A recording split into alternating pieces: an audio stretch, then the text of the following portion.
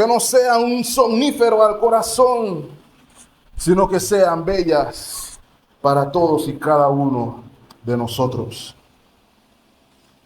Rogamos, como siempre, hermanos, en la más absoluta humildad, que el Señor conceda salvación por su palabra, que el Señor conceda edificación por su palabra, que el Señor conceda reposo por su palabra y que nos dé ojos para ver, oídos para oír y que no permita que estos labios absoluta e indudablemente falibles sean impedimento alguno para su palabra infalible. Es mi oración en Cristo Jesús. Amén. Mis amados hermanos, ruego en mi corazón que todo lo que leemos, todo lo que cantamos, no caiga en la mera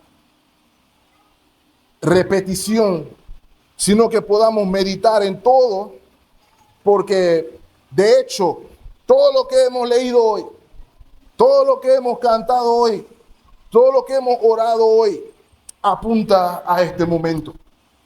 Apunta a lo que ustedes leyeron conmigo, las bellas palabras de vida, donde el Señor se revela en revelación de su gloria, como Él es, cómo está inclinado su corazón. Y lo que vemos en el texto bíblico, hermanos, debe ser igualmente ánimo para nosotros al saber cuál es el carácter de Dios para con su pueblo redimido. Así que pudieron ver que vamos a continuar a través del libro de Éxodo, cada vez más cerca del final, en la serie que hemos titulado Un grandioso libertador. Y como ya mencioné en sesiones anteriores, nos encontramos en lo espeso del chicheme, en la médula del hueso, en lo más nutritivo, si me permiten esa expresión, porque aquí estamos viendo la finalidad, el propósito cumplido de todo lo que vimos en los primeros 32 capítulos. El dilema, la importancia de la comunión con Dios. En el capítulo 32 y 33 pudimos observar con claridad lo invaluable, lo indescriptiblemente valioso que es la presencia de Dios en medio de su pueblo. Y ahora, el capítulo 34 que iniciamos hoy va a registrar cómo el pacto que fue quebrantado por el infame incidente del becerro de oro ahora es renovado para beneficio del pueblo y para la gloria de Dios. Y mis amados hermanos, de lo que vemos aquí registrado por el Espíritu de Dios para nuestro beneficio, vamos a observar, como siempre es mi oración, la gloria de la persona y la obra de Cristo a lo largo de todo el capítulo, y que podamos igualmente ver aplicación directa, consciente para nuestro propio peregrinaje espiritual, mientras imitamos a Moisés. Recuerden, mis amados hermanos, que todo lo que vemos en este evento fue preservado como ejemplo precisamente para usted y para mí hoy, que hemos alcanzado el final de los siglos, y que podamos hacer o dejar de hacer para nuestro propio bien. ¿Cuál es nuestra tesis esta mañana? Y lo cual va a ser nuestra tesis a lo largo de este capítulo. El pacto renovado por Dios revela el carácter lleno de gracia y misericordia para con el pueblo que redimió. Es mi intención, mis amados hermanos, que podamos ver eso en 4K. Y vamos a hacerlo en dependencia del Espíritu Santo. Y por eso hemos titulado el mensaje de esta mañana, El Pacto Renovado. El Pacto Renovado, primera parte, cuyo énfasis está en la oración respondida. Ahora, hermanos, ¿cómo nos muestra este capítulo la gracia y la misericordia de Dios para con su pueblo? Bueno, hermanos, en primera instancia, por la oración que Dios responde a Moisés. En segunda instancia, por el nombre proclamado a Moisés. Y en tercer lugar, mis amados hermanos, por la respuesta de Moisés a la proclamación dada. Es de allí, mis amados hermanos, donde veremos por lo menos esta mañana cómo el pacto renovado revela el carácter lleno de gracia y misericordia para con el pueblo que redimió. Y espero concluir con 2 puntos de aplicación que nos permitirán pasarlo de la Biblia a nuestros corazones y de nuestros corazones al día a día, con el favor de Dios. Primeramente, hermanos, quiero que observen conmigo la oración respondida. Recuerden, hermanos, que el rol de mediador de Moisés, él en su capacidad de mediador, en identificación con el pueblo, nos enseñó lo invaluable que es la presencia de Dios para él y para el pueblo. En el análisis que hizo Moisés, no tenía sentido la leche y la miel sin Dios en medio de su pueblo. Sin duda, hermano, una perspectiva de la vida humana, la cual todos sin excepción, deberíamos ver. Sin embargo, esa no es la perspectiva más popular. La perspectiva popular es que el fin de la existencia es la leche y la miel. Y todo esto es a causa del engaño del pecado promovido por nuestros enemigos, tanto Satanás como nuestra propia carne y como el mundo o el sistema mundanal en el que vivimos.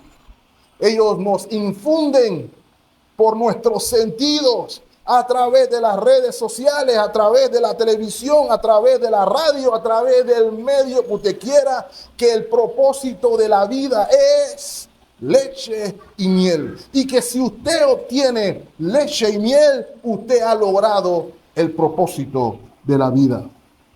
Sin embargo, hermanos, la palabra de Dios nos advierte lo contrario. Nos llama a tener una perspectiva como la de Moisés. Primera de Juan, capítulo 2, versículos 15 al 16, nos advierte a todos: no améis al mundo, ni las cosas que están en el mundo. Si alguno ama al mundo, el amor del Padre no está en él. Y la razón se ve explícita en el versículo 16.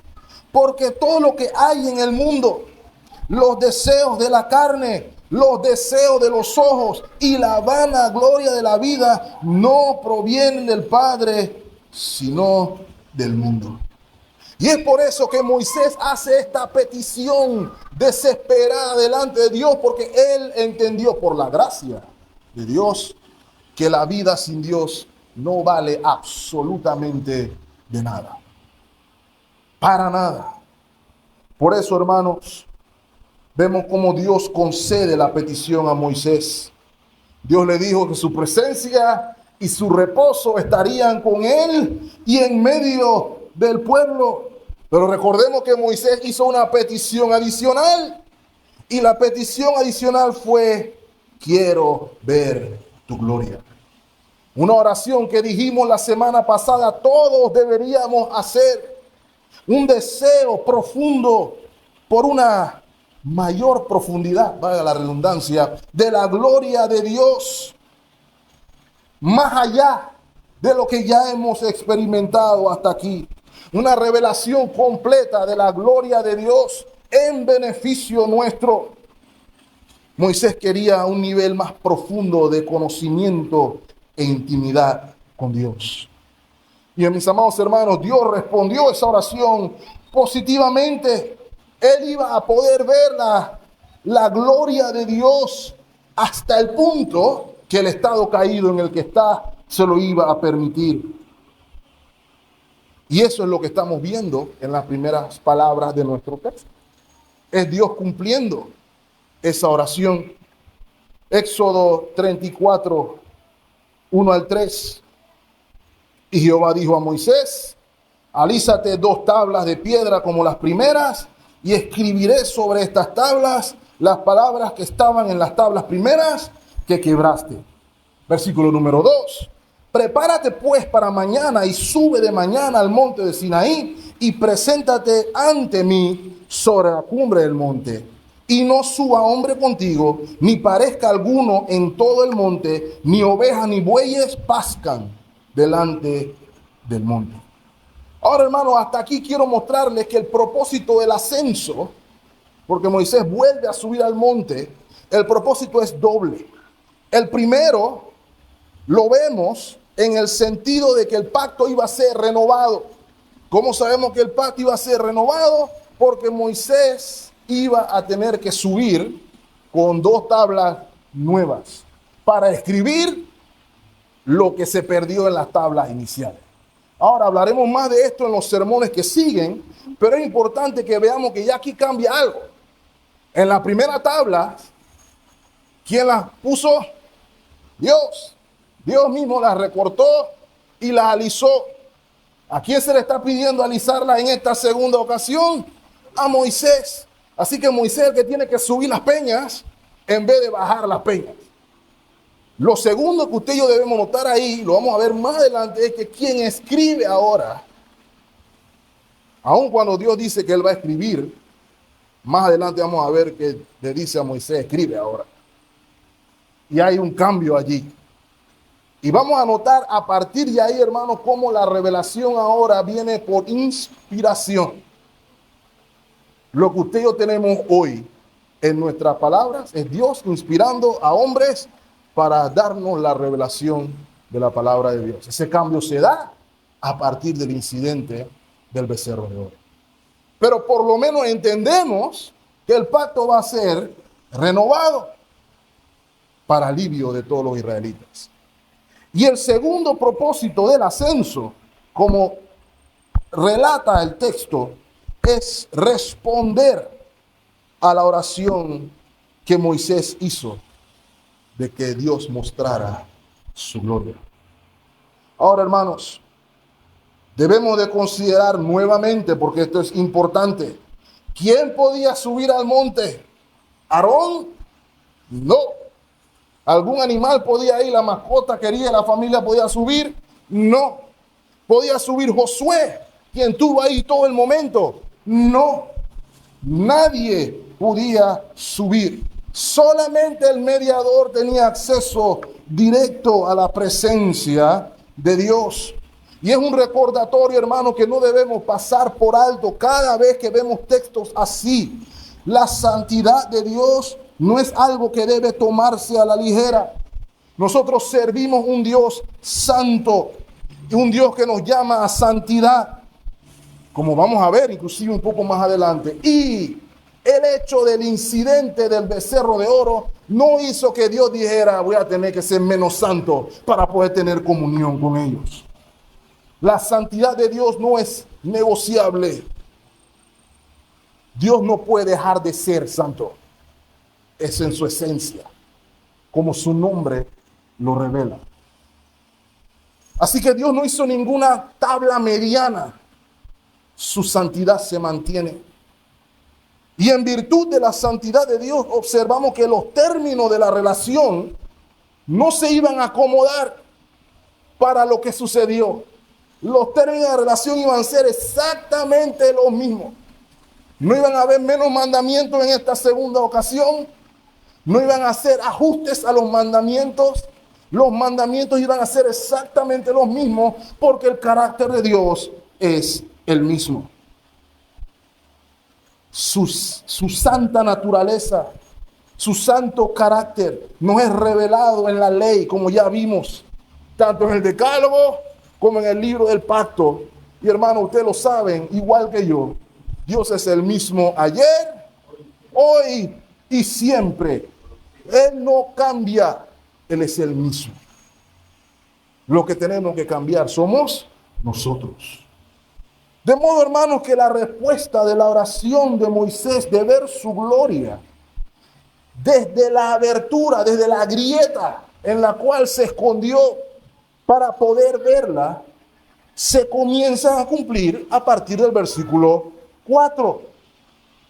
Y Moisés alisó 2 tablas de piedra como las primeras y se levantó de mañana y subió al monte Sinaí como lo mandó Jehová. Tempranito en la mañana se dieron cuenta, no procrastinó, no esperó hasta muy tarde, de una vez subió y llevó en su mano las 2 tablas de piedra. Hermano, Moisés tenía que ser un hombre firme. A los 80 y tantos, los 120 que tenía por ahí. Alisar esa piedra no era fácil y subirla al monte y volverla a bajar. Y bueno, ese hombre estaba en condiciones por la gracia de Dios. Qué interesante cómo Dios fortalece a su siervo para cumplir con su vocación. Y nótese, versículo 5, y Jehová descendió en la nube y estuvo allí con él, proclamando el nombre de Jehová. Ahora, hermanos, es importante comprender, ver, no importa qué tan cerca usted crea estar de Dios, siempre Él tiene que bajar a su nivel. ¿Ok? Nosotros no alcanzamos a Dios. Recuerdo uno de los animes de mi adolescencia, en una de las luchas, la meta de los luchadores era alcanzar y derrotar a los dioses con su propio puño. Y si se esforzaban lo suficiente, ellos podían alcanzar a Dios. Pero la realidad es que eso es imposible. Dios tiene que condescender. Siempre. La Torre de Babel, vamos a construir una montaña para tocar a Dios. Y construyeron y Dios dice de allá arriba, mira qué hormigas están allá abajo haciendo qué cosa. Porque Dios es tan trascendente, hermanos. De modo que nadie puede tener a Dios agarrado de la barba. Nadie. Lo segundo que es importante notar, mi amado hermano, es que Dios no es un Dios distante, no relacionado con los asuntos de los hombres, por allá arriba en el monte Olimpo haciendo lo suyo. Nuestro Dios es un Dios que tiene que ver con los asuntos de los hombres. No solamente tiene que ver, Él es parte de los asuntos de los hombres. Él interviene en los asuntos de los hombres. Él irrumpe en la historia y en los asuntos de los hombres. Él es partícipe con su creación. Por ende, nos perdemos mucho si no tenemos comunión con Él. Ahora, hermanos, lo que se vio en ese momento, no lo sabemos, porque la Biblia no nos lo dice. Moisés no se toma el tiempo de escribir, bueno, yo vi esto, o yo vi lo otro, sino que el enfoque de Moisés es en lo que escuchó. El énfasis se encuentra en aquello que se oye. ¿Y qué fue lo que se oyó, hermanos? La proclamación del nombre de Dios.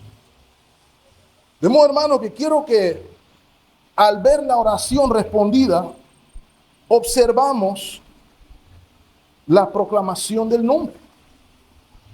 Y esto es importante, hermano, y permítanme decirlo así.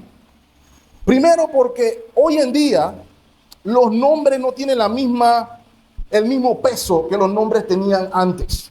Antes los nombres tenían la intención de transmitir características inherentes de la persona.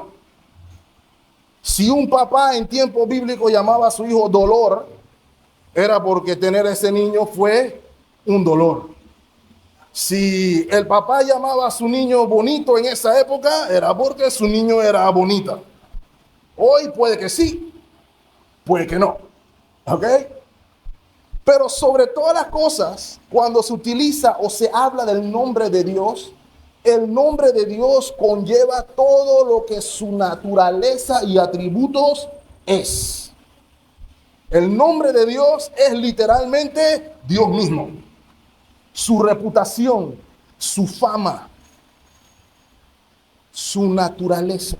Todo está ligado a su nombre, su esencia misma. Y en este caso en particular se va a ver evidenciado en la misericordia, en la redención y comunión con su pueblo. ¿Ok? Recuerden, hermanos, Dios le dijo a Moisés que él iba a ver el bien o todo el bien de Dios. Y el bien de Dios es su gloria observada a través de la belleza de sus atributos. ¿Por qué eso es importante, hermanos?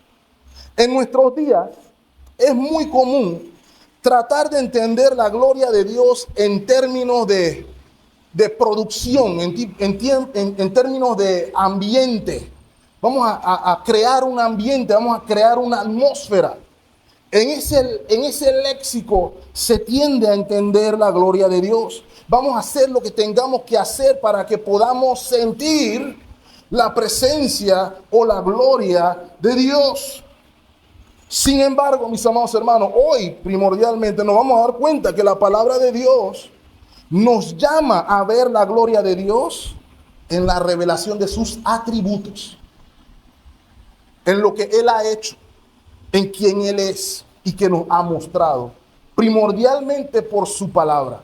Ahora, hermanos, esto no quiere decir que nuestras emociones o nuestros sentidos no tengan nada que ver con nuestra relación o comunión con Dios. Sin duda lo tiene que ser, porque lo último que yo quiero aquí es, hermanos, que sean maestros en divinidad teológica, porque se saben todos los atributos de primera a segunda, pero que no los han experimentado. Porque el verdadero gozo no está en saber que Dios es amor, sino en experimentar el amor de Dios. El verdadero gozo está en saber que Dios es misericordioso, porque experimentamos su misericordia. Que podamos entonces, hermanos, que la teoría de la revelación de Dios sea una realidad en nuestros corazones, que aupe nuestro amor por Él. Por eso dice el versículo 6, y pasando Jehová por delante de él, proclamó. Hermano, lo que Moisés tuvo que haber visto fue indescriptible, porque él vio algo. Aunque dice la Escritura que ella puede ver la espalda de Dios. Pero note cómo el Espíritu de Dios quiere que usted se enfoque, no tanto en lo que vio, aunque tenemos la esperanza que lo vamos a ver, pero es lo que considera necesario para la iglesia hoy, que entendamos, que creamos, que vivamos lo que Él proclamó. Y miren lo que proclamó, hermanos. Jehová, Jehová, fuerte, temible, misericordioso, piadoso, tardo para la ira y grande en misericordia y verdad. Y aquí, hermanos, quisiera que invirtiéramos unos minutos. ¿Por qué? Porque Moisés está viendo y escuchando de primera mano la proclamación de quién es Dios. Dios está diciéndole a Moisés, este soy yo. Y mi pregunta para usted, mi amado hermano, ¿usted ha conocido a Dios? ¿Usted sabe quién es Él? ¿Usted sabe quién es Él en términos de su revelación o en lo que usted cree que Él es? Ya hemos dicho en varias ocasiones, muchos de nosotros tenemos nuestra imagen de Dios, nuestro concepto de Dios. Moisés no estaba recibiendo información o estaba transmitiendo su opinión. Él estaba diciendo lo que Dios proclamó. ¿Y qué dijo Dios de él mismo? Lo vemos en su nombre. Jehová, Jehová, 2 veces, énfasis, el nombre que fue revelado a Moisés desde la zarza, el yo soy. Nombre que revela al único autoexistente, al único autosuficiente, al que es independiente verdaderamente, no como los diputados en política. Él es independiente, Él no necesita de nada ni de nadie y Él puede cumplir sus propósitos. Y este atributo, mis amados hermanos, evidencia su eternidad, su inmutabilidad y que siempre está presente y activo con su pueblo. Es el nombre del pacto, el nombre por el cual el pueblo de Dios conocía a su Señor. ¿Usted lo conoce? Es la pregunta.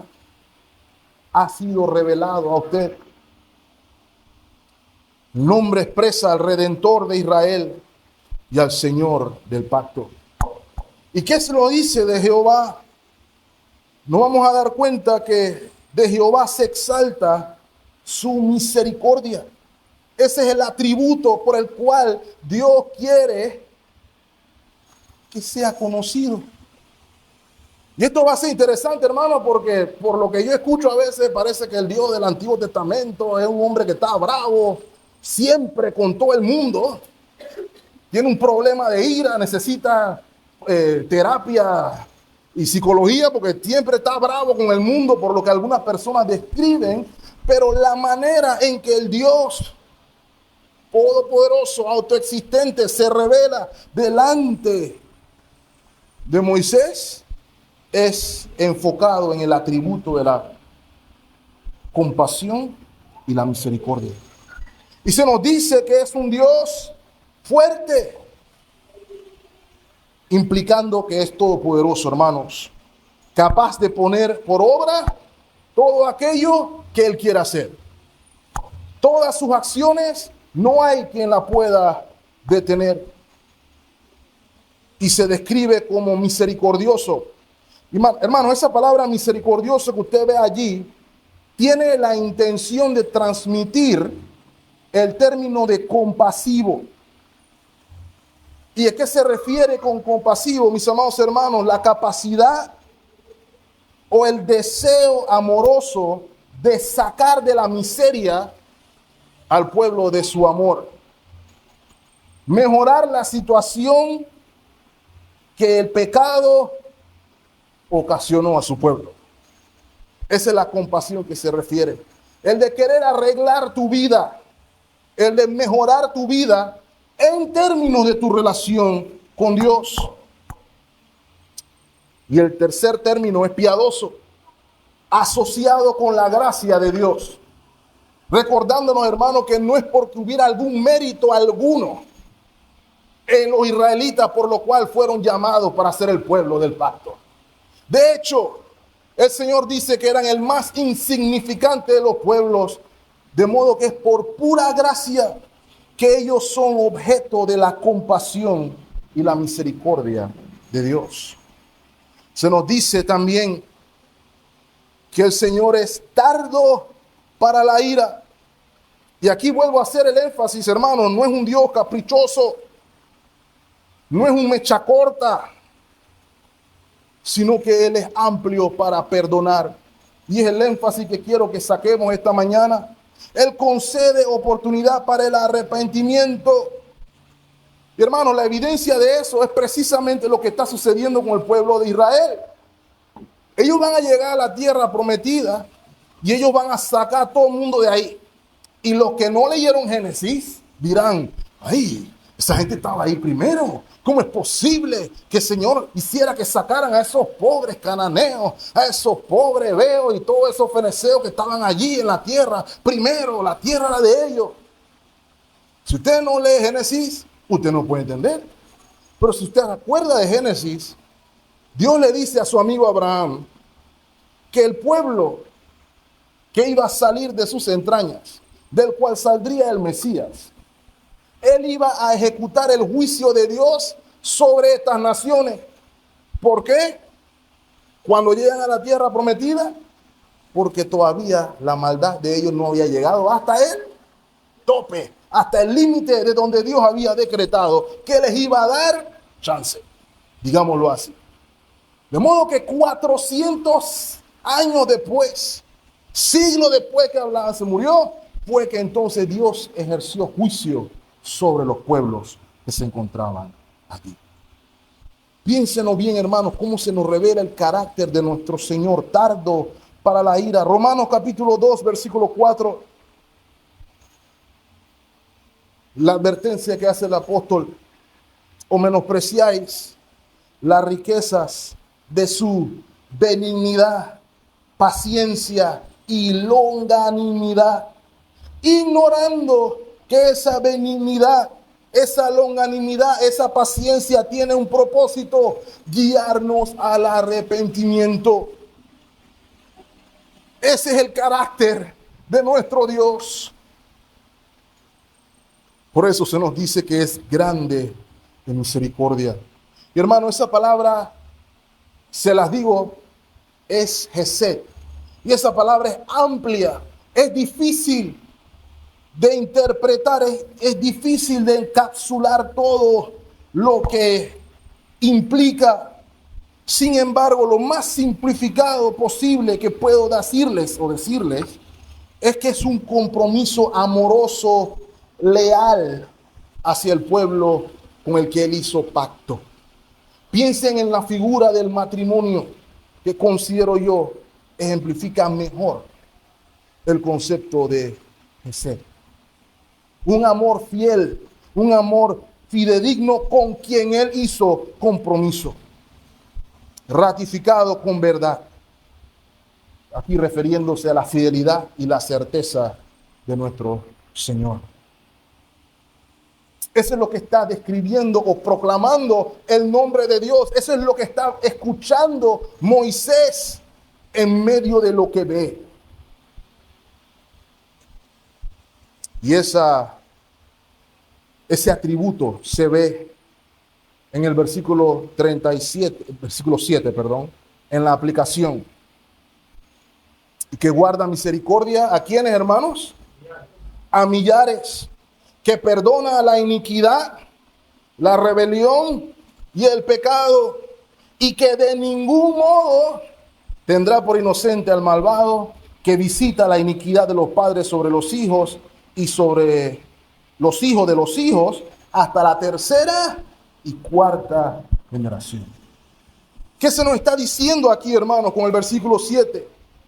No solamente se está proclamando el atributo, sino que se está proclamando el alcance del mismo.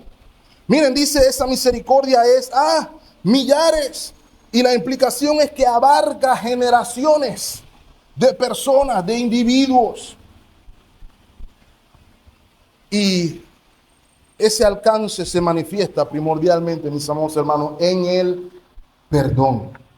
Esa palabra que ven, perdón, habla de levantar algo, levantar la culpa que viene por el pecado.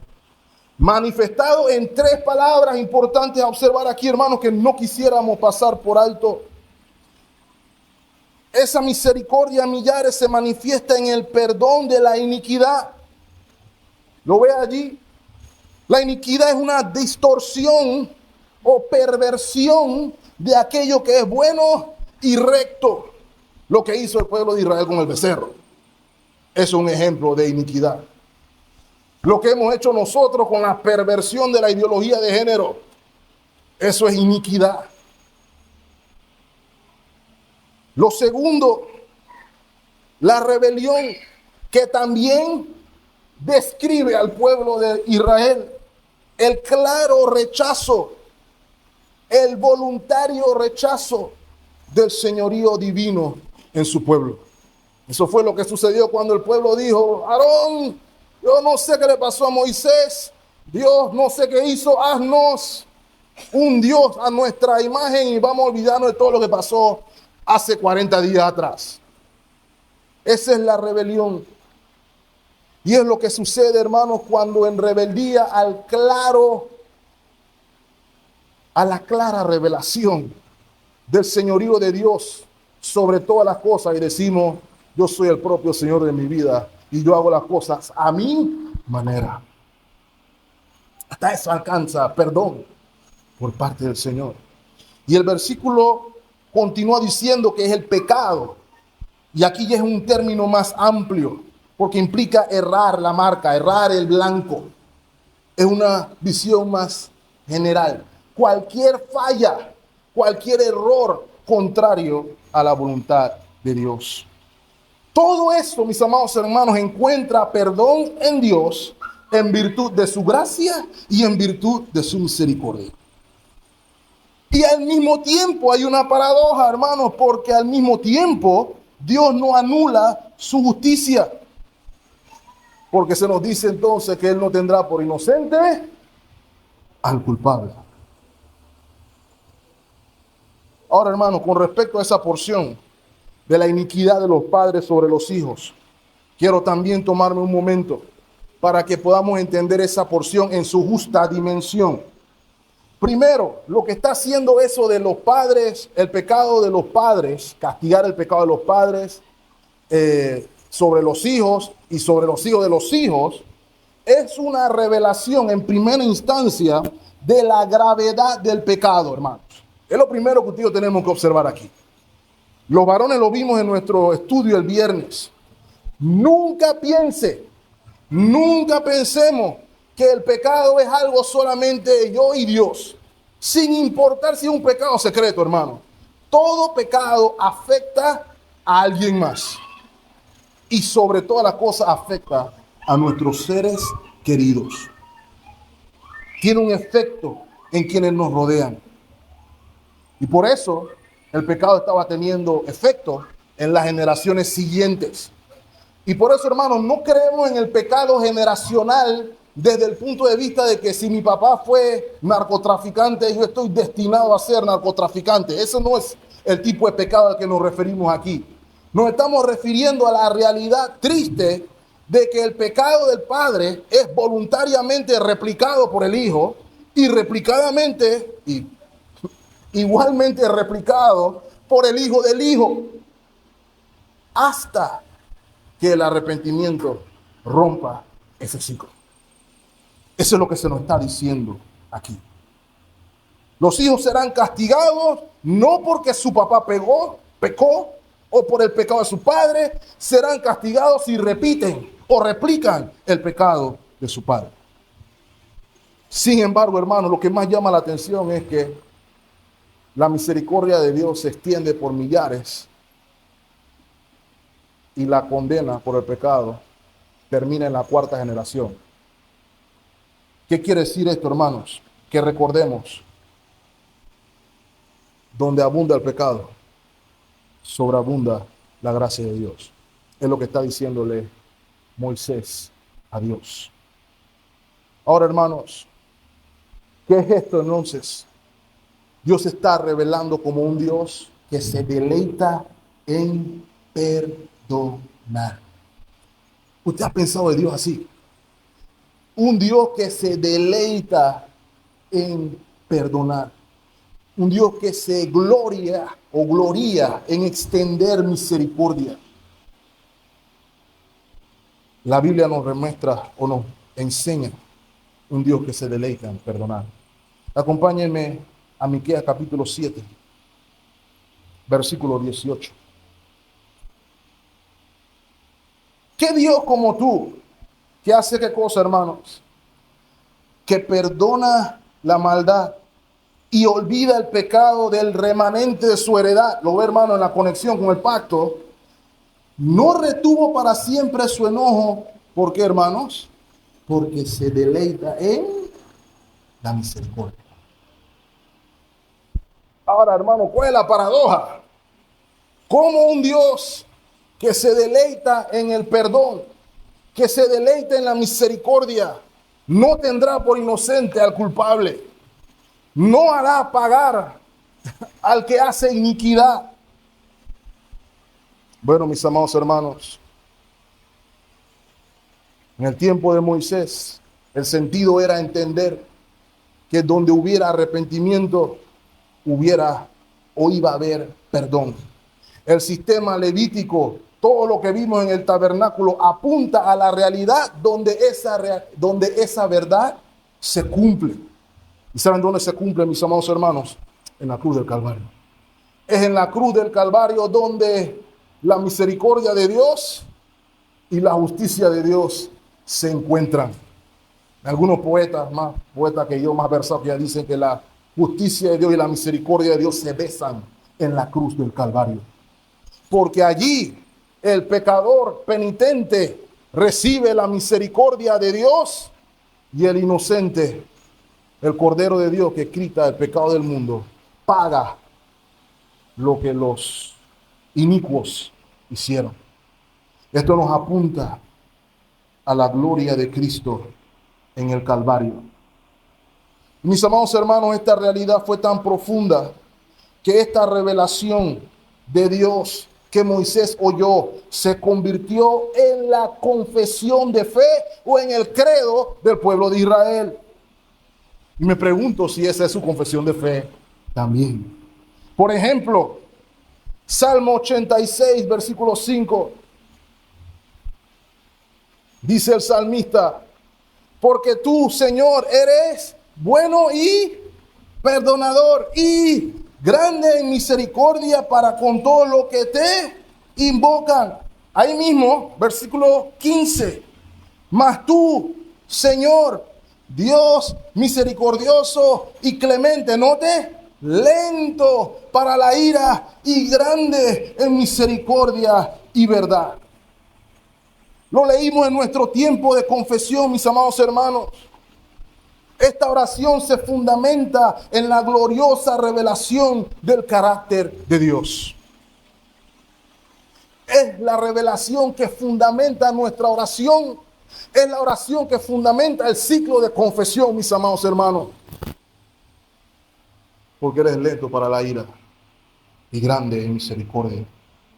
Nehemías capítulo 9, versículo 17. No quisieron oír, ni se acordaron de tus maravillas que habías hecho con ellos, de referencia al pueblo. Antes endurecieron su cerviz y en su rebelión pensaron poner caudillo para volverse a su servidumbre. Pero miren la contradicción. Pero tú eres Dios que perdonas, clemente y piadoso. Y note, tardo para la ira y grande en misericordia. ¿Por qué? Porque no nos abandonaste. Ese era el credo, la confesión de fe del pueblo de Israel, que se repitió durante todos los siglos, no solamente en el peregrinaje en el desierto, sino inclusive en la tierra prometida. Mis amados hermanos, ¿usted lo cree igual que ellos? ¿Usted cree que el Dios que tenemos se deleita en extender misericordia a quienes en arrepentimiento y fe corren a Él? ¿Crees que eres peor que los israelitas y que tu pecado no tiene perdón? ¿Crees que lo del becerro de oro es chicha de piña al lado de lo que tú has hecho? Permíteme decirte que eso es mentira. No hay pecado que la misericordia de Dios no alcance. Cristo manifestó en su ministerio, mi amado hermano, la misma compasión, la misma gracia, la misma misericordia que vemos reflejada en esta proclamación del Señor. Mateo capítulo 8, versículos 2 y 3. Conocemos la historia del leproso, ¿cierto? He aquí vino un leproso y se postró ante él diciendo: Señor, si quieres, puedes limpiarme. Y el Señor no dijo: no, vaya para el Ministerio de Salud. Yo no estoy en esos asuntos. El Señor no le dijo: ¿quién eres tú? Era un pecador. Eso fue lo que dijo el Señor. No. El Señor mostró compasión, como ya mencioné. El Señor quiso limpiar al leproso, sacarlo de su miseria, cambiar su situación. Y el versículo 3, Jesús extendió la mano y lo tocó diciendo: quiero, sé limpio. Y al instante su lepra desapareció. Apliquemos eso en el sentido espiritual, mis amados hermanos. La lepra del pecado estaba carcomiendo nuestro interior. Y el Señor tuvo compasión en su lepra y lo limpió. Porque Él es compasivo, grande en misericordia. Quiso cambiar su situación. Marcos capítulo 6, versículo 34. Y salió Jesús y vio una gran multitud y tuvo, ¿qué cosa, hermano?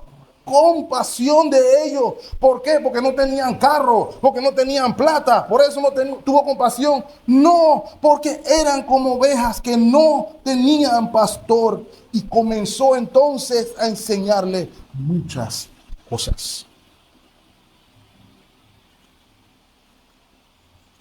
Dios tiene compasión de ti.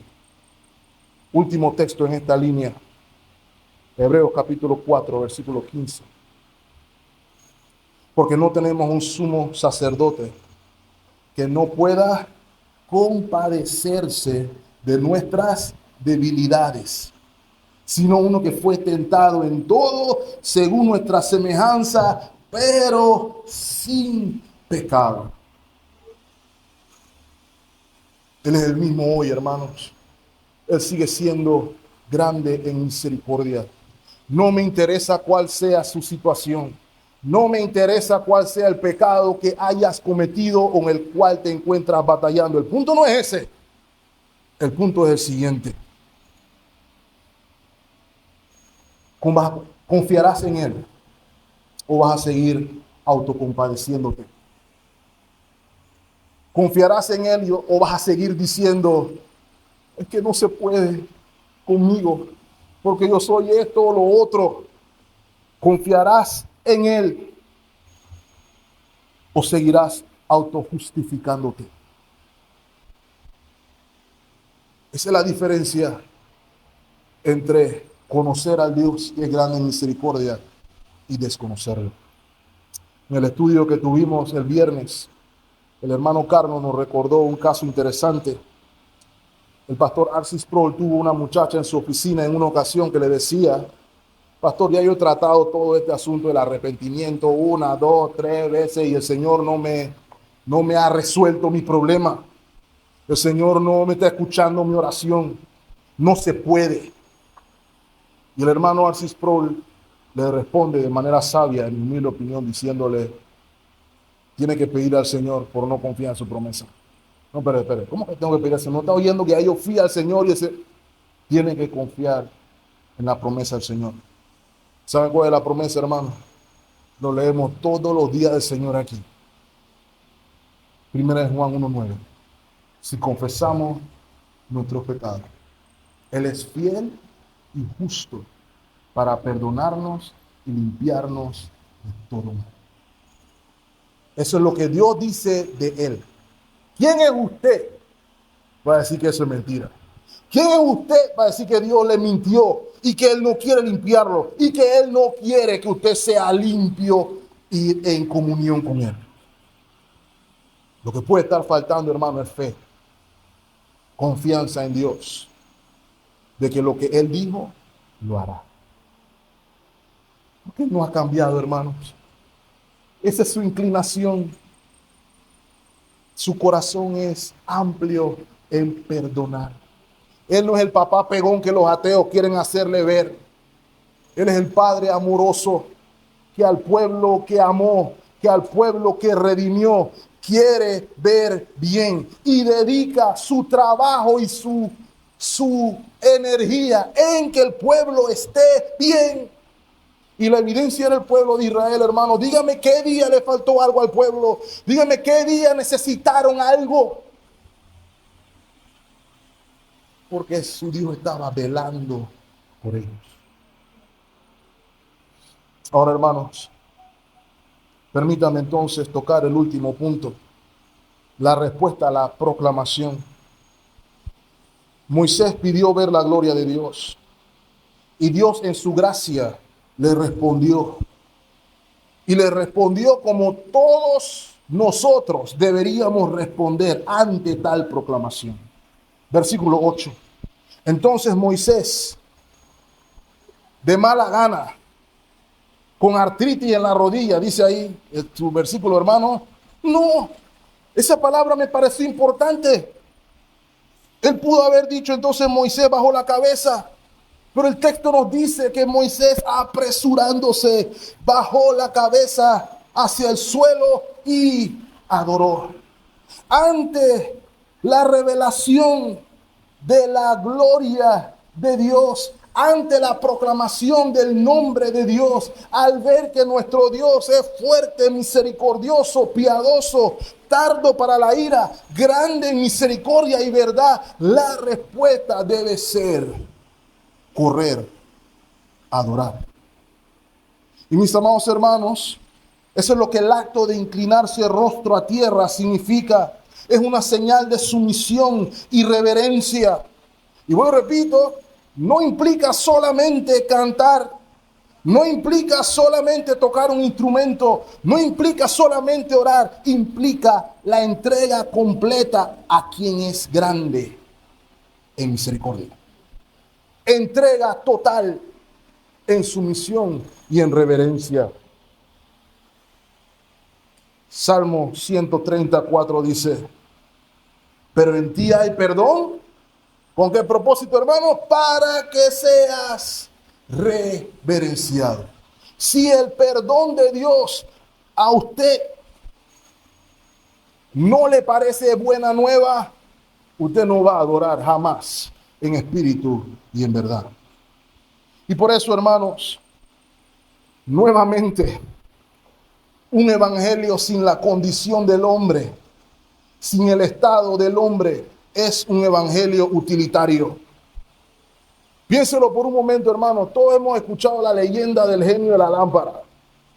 Una leyenda que está más mezclada con paganismo que cualquier otra cosa. Pero piénselo bien. Hay una persona encerrada en una lámpara que si usted la frota, cumple todo mi deseo.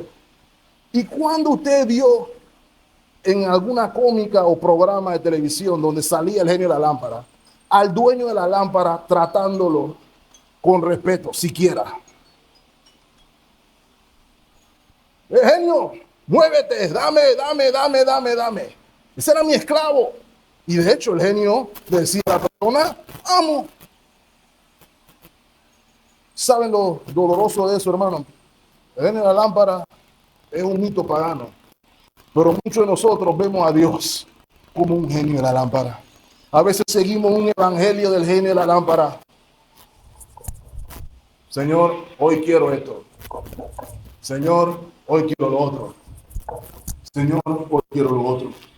¿Y en qué espacio de ese evangelio usted está hincado en adoración? ¿Sabe por qué no le está?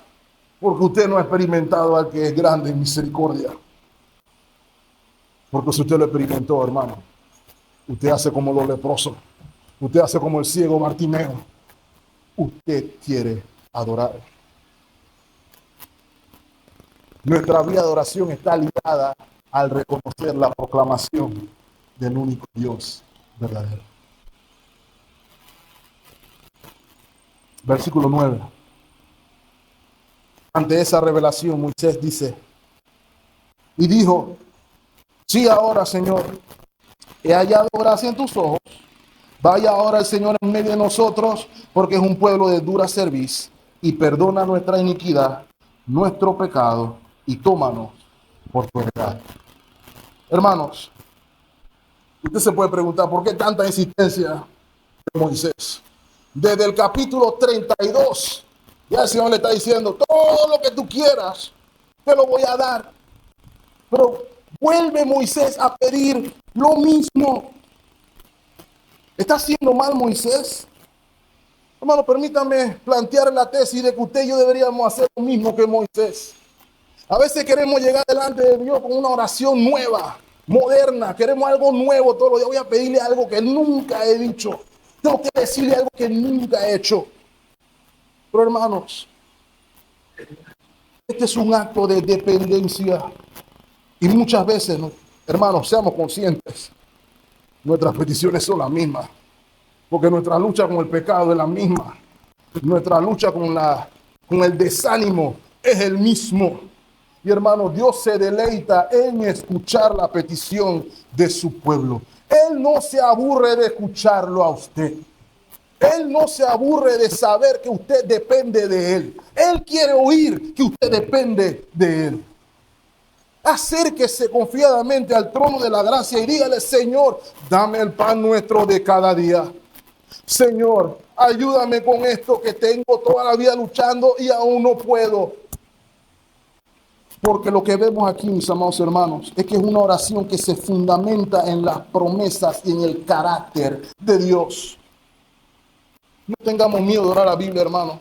No tengamos miedo a sonar como católicos romanos en orar todos los días lo mismo. Dios quiere que seamos honestos en nuestra petición cuando venimos al trono de la gracia. Miren lo que dice, por ejemplo, Éxodo 19:5. Ahora pues, si dieres oído a mi voz y guardaréis mi pacto, vosotros seréis mi especial tesoro sobre todos los pueblos, porque mía es toda la tierra, dice el Señor. Eso lo leímos en Salmo 19, ¿cierto? Dios prometió que iba a ser su gran tesoro. Y los israelitas lo creyeron. Salmo 33:12. Bienaventurada la nación cuyo Dios es Jehová, el pueblo que él escogió como heredad para sí, como su posesión. Y en virtud de hacer posesión de Dios, se hace la oración. Miren lo que dice Proverbios 18:10.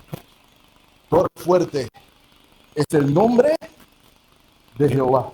¿Lo ven ahí?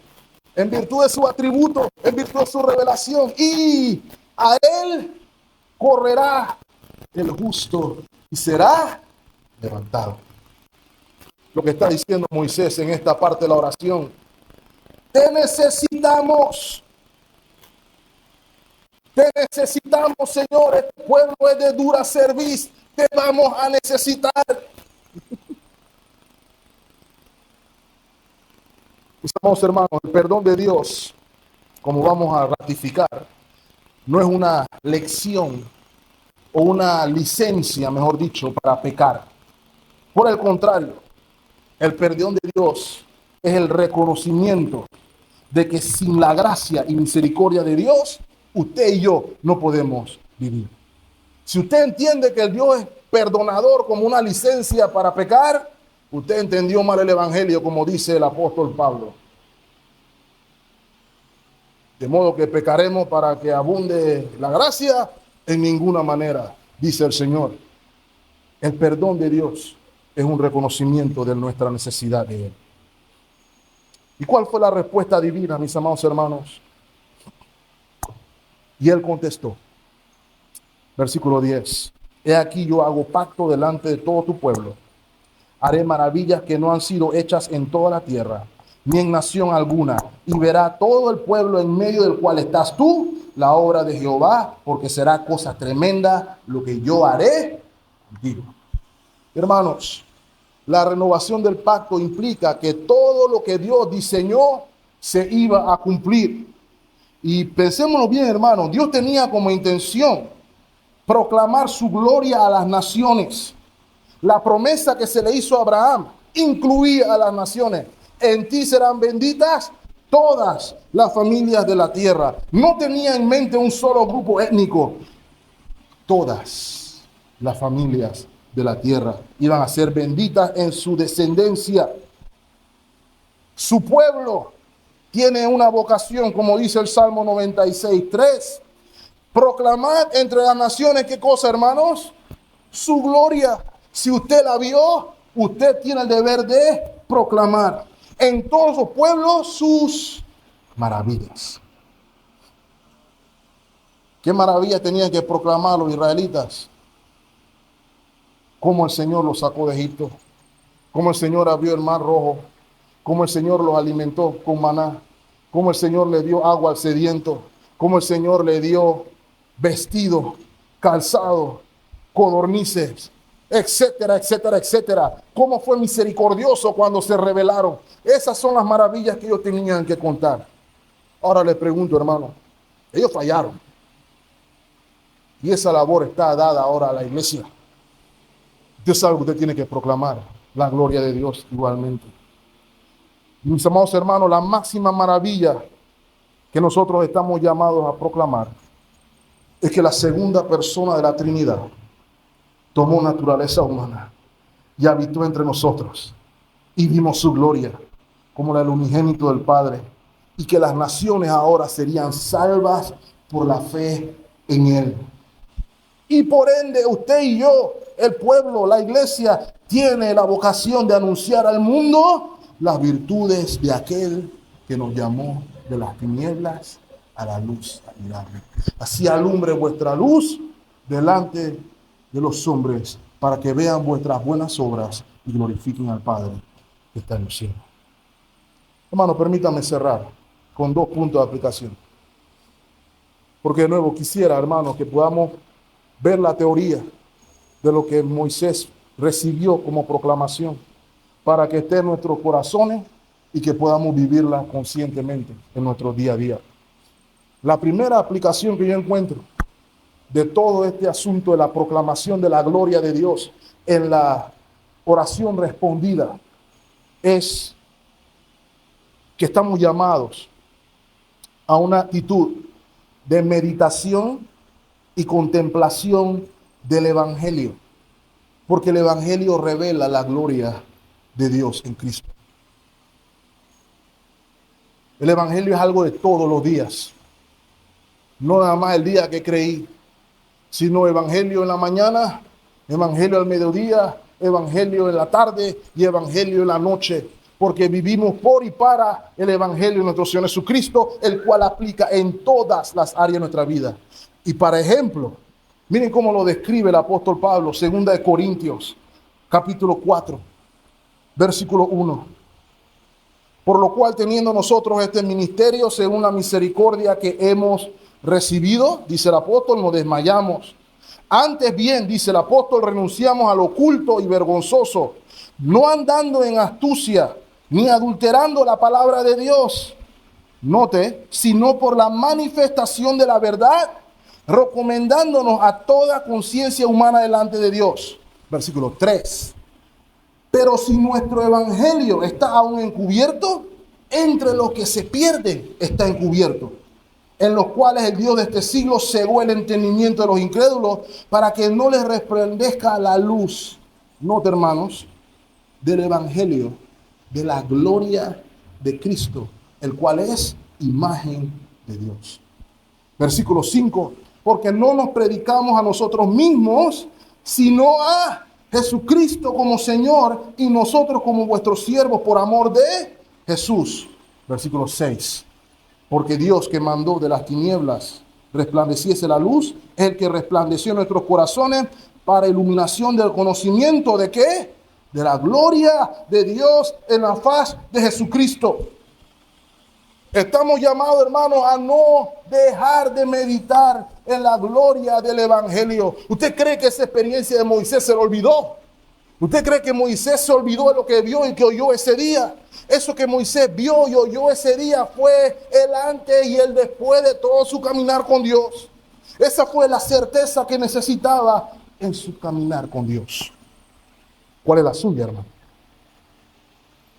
El Evangelio es un cliché que se menciona de vez en cuando. El Evangelio es algo de la plática con que conversamos de vez en cuando, o es el evento más impactante en toda su vida.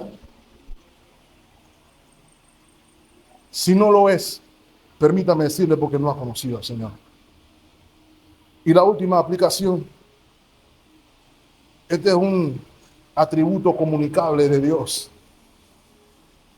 El Señor grande en misericordia, tardo para la ira. Ese es un atributo comunicable. Porque usted y yo también estamos entonces llamados a ser misericordiosos. Voy a poner este ejemplo con un solo caso. ¿Se acuerdan de la narración de los 2 deudores? Había un señor que debía un pocotón de plata a un rey. Era impagable lo que este señor debía. Y él fue a donde el rey y lloró y pataleó y berrió.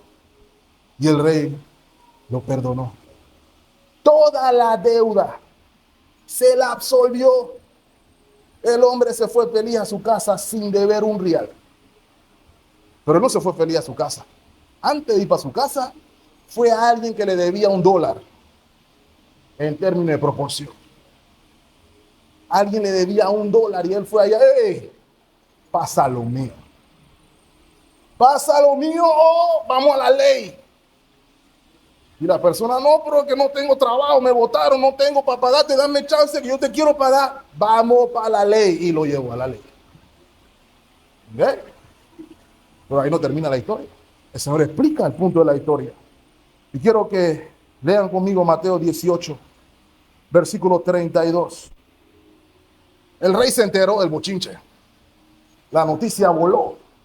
Y el rey, ¿cómo? Mándenme a llamar a ese señor. Vamos a tener una pequeña conversa. Entonces, llamándole, su señor le dijo: siervo malvado, toda aquella deuda te perdoné, porque me rogaste, porque él es tardo para la ira y grande en misericordia. Versículo 33. ¿No debías tú también tener misericordia de tu consiervo, como yo tuve misericordia de ti?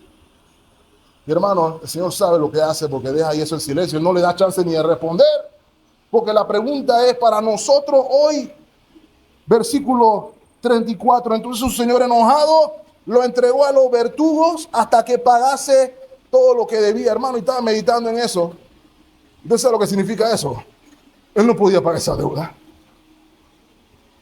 Él estaba condenado, él no podía pagar la deuda. Ese era el punto inicial de toda la parábola. Así que no iba a poder pagar. Versículo 35. Así también mi Padre Celestial hará con vosotros, si no perdonáis de todo corazón a cada uno, su hermano, sus ofensas. La misericordia de Dios que estuvo con nosotros es un llamado a extender la misma misericordia con mi hermano y con mi hermano. Y créame, hermano, a usted se le perdonó mucho más de lo que usted cree que le está perdonando a su hermano. Su hermano le hizo algo que vale 10 centavos al lado de lo que usted le debe a Dios. Esa es la lección de la parábola. Pero como Él es grande en misericordia, Él le perdonó su deuda en el Hijo para que usted haga lo mismo con los demás. Dígame usted que no le puede perdonar a su hermano y yo le voy a decir que fue lo que Dios perdonó a usted. Dígame usted qué tan malo es tu hermano y yo le voy a contestar, bueno, qué tan mal es usted y Dios lo perdonó. Dígame que yo no lo conozco. Yo le diré, Dios lo conoce y aún así, Él lo perdonó. ¿Quién es usted para no hacer lo mismo? El que recibe de gracia, hermano, da de gracia. Dos maneras en que podemos aplicar el que hayamos visto la gloria de Dios. Señor nos ayude a que vivamos conforme a la revelación de aquel que es grande en misericordia y en verdad. Señor les bendiga ricamente, hermanos. Oremos. Amado Señor, gracias por tu palabra. Gracias porque en tu palabra reconocemos tu gracia para con nosotros. Gracias, Señor, porque tú no nos trataste como nuestros pecados merecían. Gracias, Señor, porque no nos abandonaste como nuestros pecados merecían, sino que por el mediador, en lugar de haber perdido la comunión contigo, ahora somos partícipes de tu gloria. Ayúdanos, te pedimos, Señor, a ser proclamadores de la gloria al mundo. Ayúdanos, Señor, a vivir conforme al credo, a confiar en tus promesas, a confesar nuestro pecado.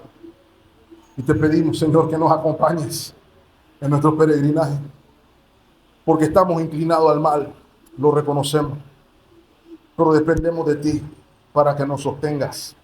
Dependemos de ti para que nos ayudes. No un día, no 2 días, sino todos y cada uno de nuestros días. Ayúdanos a reconocer que separados de ti, nada podemos hacer. Ayúdanos a reconocer que tú eres nuestro mayor bien y que dejemos de mirar aquello que nos distrae y que podamos poner nuestros ojos en Cristo. Y lo terrenal, sin valor será a la luz del glorioso Señor. Todo esto te lo pedimos en Cristo Jesús nuestro Señor. Y el pueblo de Dios dice, amén.